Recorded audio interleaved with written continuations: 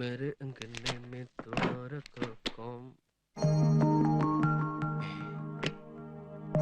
നീയോ നീ എന്തിനാ ഇപ്പൊ ഇങ്ങോട്ട് വന്നേ? എന്റെ കുഞ്ഞ്. കുഞ്ഞോ? ഏത് കുഞ്ഞ്? എവിടത്തെ കുഞ്ഞ്? എന്ത് കുഞ്ഞ്? എനിക്കെന്റെ കുഞ്ഞിനെ വേണം. ദേ വൃത്തിയോടെ പറയരുത് കേട്ടോ, അല്ലെങ്കിൽ തന്നെ നീ കാരണം ഇല്ലാത്ത പുലുവാലി പിടിച്ചിരിക്കാ. ഇനി കുഞ്ഞിന്റെ പേരിലാണ് പുതിയ പരിപാടിയായിട്ട് വരുന്നെങ്കിൽ എന്റെ സ്വഭാവം മാറൂട്ടോ. അയ്യോ, അന്ന് നിങ്ങളുടെ കാറിൽ ഞാൻ എന്റെ മോനെ കൊണ്ടുവന്ന് വെച്ച് അവന്റെ കാര്യം ഞാനീ പറയുന്നത്. ഓ, അത് നിന്റെ കുഞ്ഞായിരുന്നു അല്ലേ? ആദ്യം കുഞ്ഞിനെ ഇങ്ങോട്ട് ഏൽപ്പിക്കുക, പിന്നെ അതിനെ കാണാനാണെന്നും പറഞ്ഞ് ഇടയ്ക്കിടയ്ക്ക് ഒരു വിസിറ്റ്. അങ്ങനെ ഇവിടെ സ്ഥിരമായിട്ട് താമസിക്കാനുള്ള പരിപാടി ആയിരിക്കും അല്ലേ? കൊള്ളാം. ആ മോഹമോളങ്ങ് മനസ്സിൽ വെച്ചാ മതി. കൊച്ചിനെ കൊണ്ട് അനാഥാലയത്തിലാക്കിണ്ട്. വേണേ അവിടെ പോയി വാങ്ങിച്ചോ, എന്റെ കൊച്ചൊന്നുമില്ല. ഒന്ന് വേഗം പോകാൻ നോക്കിയേ, ആരെങ്കിലും കാണും. ഇതിന് എന്തെങ്കിലും ഒരു തീരുമാനം ഉണ്ടാക്കണം. പവർ കട്ട് പോലെ അടിക്കടി ഭാര്യ പണങ്ങി പോകുമ്പോ ഒരു ഇൻവെർട്ടറിനോട് ആഗ്രഹം തോന്നുന്നതിൽ തെറ്റൊന്നുമില്ല. അവനും ഒരു ചെറുപ്പക്കാരനല്ലേ? ഞാൻ വിചാരിച്ച പോലെ ഗോപാലകൃഷ്ണൻ അത്ര കുഴപ്പക്കാരനല്ല. ഇത്രയും നല്ല സൽസ്വഭാവമുള്ള ഒരു ചെറുപ്പക്കാരനെ ഞാൻ എന്റെ ജീവിതത്തിൽ കണ്ടിട്ടില്ല. കർത്താവേ, കുഴയുന്ന മട്ടാണല്ലോ. ആ ചെറുപ്പക്കാരനെ രക്ഷിക്കണമല്ലോ. എനിക്ക് കുഞ്ഞിനെ കാണാൻ ധൃതിയായി. ചേട്ടൻ പുറത്ത് ഓട്ടോറിക്ഷ വെയിറ്റ് ചെയ്യാ. നിന്റെ ഭർത്താവിന് ഏത് സമയത്ത് ഓട്ടോറിക്ഷയിൽ വെയിറ്റ് ചെയ്യലാണോ പണി? കുഞ്ഞി അഡ്രസ്സിലുണ്ട്. ഈ ഉപകാരം ഞാൻ ഒരിക്കലും ഉപദ്രവിക്കാതിരുന്നാ മതിയേ. ഒന്ന് എന്താ അപകടമാണ് ഇവിടെ നിൽക്കുന്ന അപകടമാണ്. എന്താ പറയുന്നേ? ഞാൻ പറയുന്ന ഇവളെ അവർ ഒരിക്കലും കാണാൻ പാടില്ല. ആര്? നീ ഇവളെ പൊറോസിൽ ഇറക്കി വിടാൻ നോക്ക്, അല്ലെങ്കിലേ പ്രശ്നങ്ങളുടെ നടുവിലാണ് നീ. എന്താ എന്താ മോനെ, ഈ അച്ചായൻ പറയുന്നത് കേൾക്ക്, ബാക്കി ഞാൻ മാനേജ് ചെയ്തോളാം. കാര്യം പറഞ്ഞു. ആ തള്ളയും നിന്റെ ഭാര്യ. ചടി ചടി ചടി ചാടാനോ? ഒരു കയറുണ്ടായിരുന്നെങ്കിൽ കഴുത്തി കെട്ടി ഇറക്കായിരുന്നു. സാരി അഴിക്ക് പെണ്ണ. സാരിക്ക് നീളം പറ്റോ? നീ വേണ്ട, മുണ്ട് വെച്ച് കൂട്ടി കെട്ടാം. സാരി അഴിക്ക്, കിട്ടുന്നാവട്ടെ അങ്ങോട്ട്.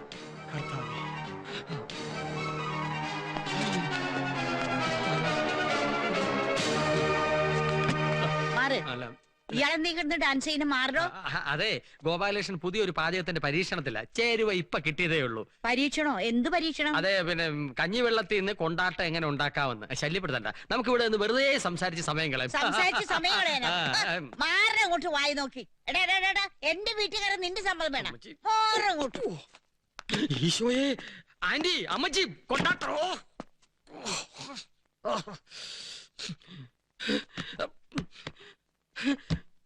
കർത്താവേ, അവന്റെ ആത്മാവിന് കൂട്ടായിരിക്കണമേ.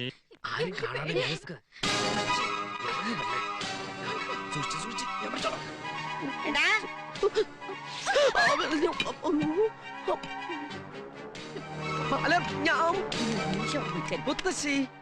മുത്തശ്ശി വിചാരിക്കുന്നല്ലോ ഒന്നുമില്ല. കൈയെടുക്കടാ, മിണ്ടി പോരുത് വൃത്തികെട്ടവനെ. നിന്നെ പറ്റി അവള് പറയുന്നതൊക്കെ സത്യമാണെന്ന് എനിക്ക് ഇപ്പഴാ മനസ്സിലായത്.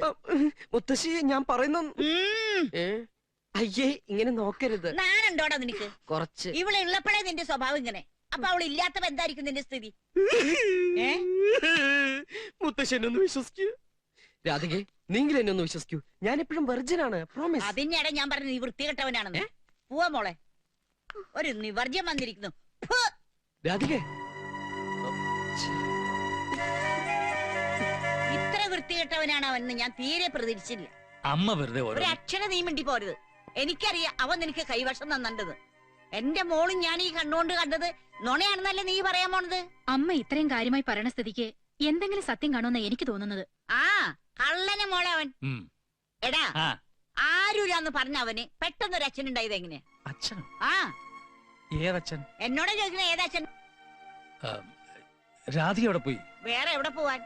ഞാൻ തന്നെ വക്കീലിന്റെ അടുത്ത് പറഞ്ഞു വിട്ടിരിക്കുക. കുട്ടിക്ക് ഗോപാലകൃഷ്ണനെ പിരിഞ്ഞേ പറ്റുന്ന അത്ര നിർബന്ധമാണെങ്കിൽ വേറെ എന്താ ചെയ്യാ? എത്രയും പെട്ടെന്ന് കോടതി സമൻസ് അയക്കാനുള്ള ഏർപ്പാട് ചെയ്യാം. ഉടനെ വേണം. കോടതിന്ന് നോട്ടീസ് അയപ്പിക്കാന്ന് പറഞ്ഞ അവള് ചില്ലറക്കാരിയല്ലോ. എങ്ങനെ അയക്കാതിരിക്കും? ആ മാതിരി പണിയല്ലേ ഇയാൾ ചെയ്തു വെച്ചിരിക്കണേ. അയ്യോ, എന്റെ കർത്താവ്, എനിക്ക് അറിയായിരുന്നു ആ പെണ്ണ് അവന്റെ പഴയ കെട്ടിയോളായിരുന്നെന്ന്. അതൊക്കെ പോട്ടെ, കഴിഞ്ഞത് കഴിഞ്ഞു. പക്ഷെ ഇതിൽ നീ തോറ്റു കൊടുക്കരുത്. അങ്ങനെ തുമ്മിയാ തെറിക്കണ മൂക്കണെ അങ്ങോട്ട് നീട്ടി തുമ്മി കൊടുക്കടാ. പോട്ടെ, എന്നിട്ട് വേണം നല്ല മണി പോലത്തെ ഒരു പെങ്കൊച്ചിനെ കണ്ടുപിടിച്ച് നിനക്ക് കെട്ടിച്ചേരാൻ.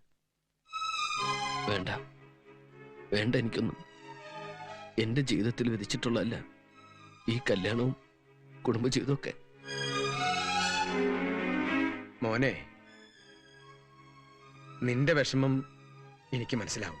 മറ്റാരേക്കാൾ നിങ്ങൾ കരുതും പോലെ ഞാനിവന്റെ അച്ഛനല്ല. പക്ഷേ എനിക്ക് ഇവൻ മകനേക്കാൾ വലുതാ. അമ്മാവന്റെ വീട്ടിൽ അഭയാർത്ഥിയായി കഴിയുന്ന കാലം മുതലേ എനിക്ക് ഇവനറിയാം. നിന്റെ മനസ്സ് വിഷമിക്കാൻ ഞാൻ സമ്മതിക്കില്ല മോനെ.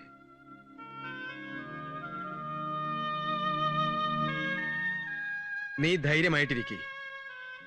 ഞാൻ ഇന്ന് പോയി ജോലിക്ക് ജോയിൻ ചെയ്തില്ലെങ്കിൽ ഇവന്റെ പണി പോവും. ഇത്രയും നാൾ കാണാതായപ്പോ എന്നെ കൊണ്ടുപോകാൻ വേണ്ടി വന്നതാ. പക്ഷെ ഞാൻ ഉടനെ തിരിച്ചു വരും നിന്നെ ഇവിടുന്ന് കൊണ്ടുപോകാൻ എന്റെ കൂടെ. അതിനു മുമ്പ് നീ കോടതി പോണം. എന്നിട്ട് അവിടെ പറയണം തന്നിഷ്ടക്കാരിയായ ഒരു പെണ്ണിന്റെ കൂടെ ജീവിക്കുന്നതിലും ഭേദം വിവാഹമോചനമാണെന്ന്. നീ കോടതി പോയില്ലെങ്കിൽ അവള് കരുതും ജയിച്ചത് അവളാണെന്ന്. അതുപോലെ അച്ചായനൊരു ഉപകാരം ചെയ്യണം. ഇവന്റെ ആദ്യ ഭാര്യയെ കണ്ടുപിടിച്ച് അവളോട് പറയണം ഇനിയെങ്കിലും ഇവനെ ഉപദ്രവിക്കരുതെന്ന്.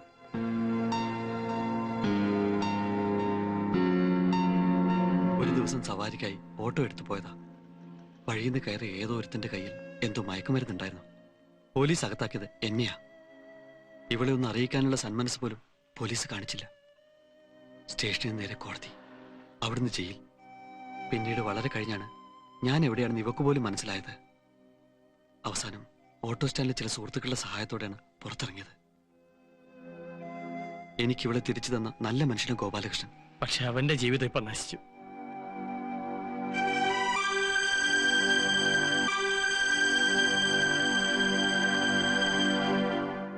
തൃപ്തിയായല്ലോ? എത്ര തവണ ഞാൻ നിന്നോട് പറഞ്ഞു അവൻ തെറ്റുകാരനല്ലാന്ന്. അപ്പോഴൊക്കെ നിന്റെ അച്ഛന്റെ വാക്കിനേക്കാളും ഭർത്താവിനേക്കാളും വലുത് നിന്റെ വാശിയായിരുന്നു. സീതേ, നീ പറയാറുള്ളതാണ് ശരി. തെറ്റെന്റേതാണ്. മക്കളെ ഞാൻ അമിതമായി ലാളിച്ചു, ഒരുപാട് സ്വാതന്ത്ര്യം കൊടുത്തു. പാടില്ലായിരുന്നു. എത്രയോ കുട്ടികൾക്ക് അറിവ് പകർന്നു കൊടുത്തിട്ടുള്ളവനാണ് ഞാൻ. പക്ഷെ ഇപ്പൊ എന്റെ മകള് എനിക്കൊരു തിരിച്ചറിവ് പറഞ്ഞു തന്നു. വീടാണ് വിദ്യാലയം. അച്ഛനും അമ്മയും മാതൃകാ അധ്യാപകരാണ്. അവിടെ ഞങ്ങൾക്ക് തെറ്റുപറ്റി. ഇല്ലാത്ത കാരണങ്ങൾ കുത്തിപ്പൊക്കി ഭർത്താവിന്റെ അടുത്തുനിന്ന് പിണങ്ങിപ്പോന്നാൽ സംരക്ഷിക്കാൻ സ്വന്തം വീട്ടുകാരുണ്ടാകും എന്നുള്ള അഹങ്കാരമാണ് ഈ പെൺകുട്ടികൾക്ക്. ഇനി ഏതായാലും ഞാൻ വരില്ല അവന്റെ കാല് പിടിക്കാൻ. നിനക്ക് നിന്റെ ഇഷ്ടം പോലെ ചെയ്യാം.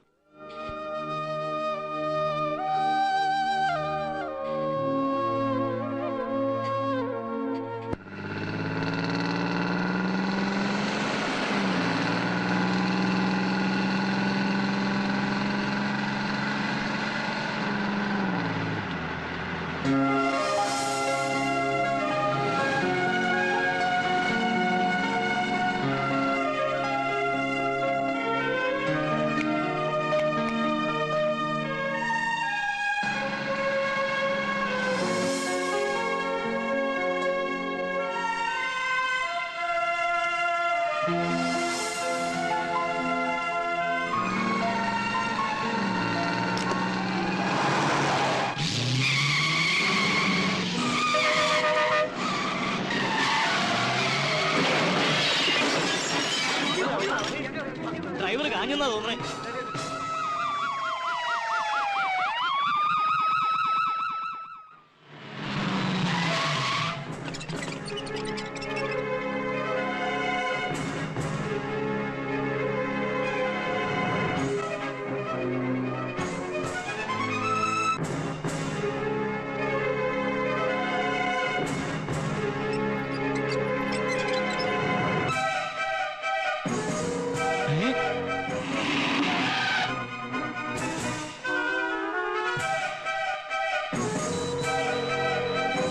എന്താണ് ചെയ്യുക? വൈഫിനെ ലേബർ റൂമിലേക്ക് കൊണ്ടുപോയിരിക്കുക. എങ്ങനെ ഇവിടുന്ന് മാറി നിൽക്കാൻ ഒക്കും?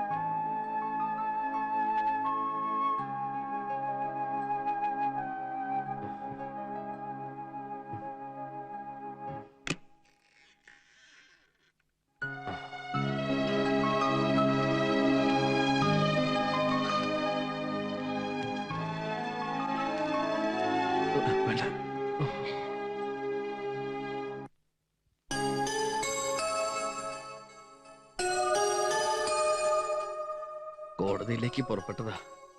പക്ഷെ എത്തിച്ചേർന്നത് ഇവിടെയാ. രാധികയുടെ ഒരു ഇഷ്ടത്തിനും ഞാനെതിരല്ല. നമുക്ക് പിരിയാം.